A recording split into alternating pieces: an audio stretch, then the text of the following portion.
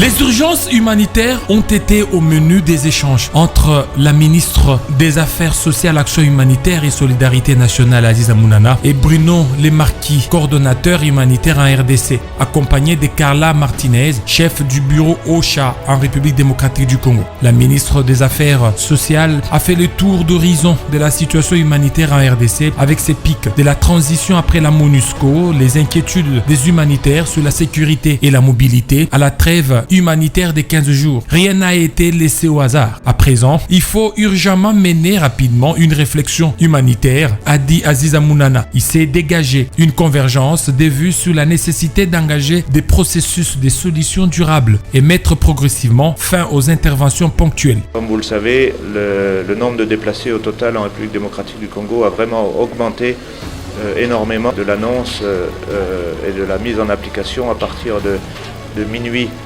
la nuit dernière de cette trêve humanitaire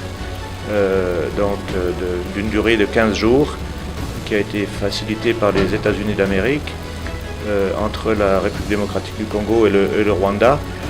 Trêve qui, nous l'espérons, va pouvoir permettre aux acteurs humanitaires d'atteindre certaines des personnes déplacées, des personnes dans le besoin, des personnes qui sont vraiment dans des très grands états de précarité, notamment suite au dernier combat, dans des zones difficiles d'accès. La ministre des Affaires sociales, Action humanitaire a insisté à la délégation sur plusieurs points des plaidoyers, notamment les arrêtés pour les sites des déplacés. Elle s'est dit être prête pour une rencontre avec l'équipe pays des humanitaires et a réaffirmé l'engagement du gouvernement de participer à la résolution du problème humanitaire. Bien avant, la ministre des Affaires sociales, Action humanitaire, Aziza Mounana, dans le cadre des échanges qu'elle doit avoir avec les établissements publics sous sa tutelle, a reçu le conseil d'administration de la Caisse nationale des solidarités et des gestions humanitaires des catastrophes. Elle a rappelé l'esprit et la lettre de la loi qui encadre les compétences et pouvoirs de chacun. Ceci dit, la ministre a prévenu que les contrevenants ne seront nullement épargnés par la sanction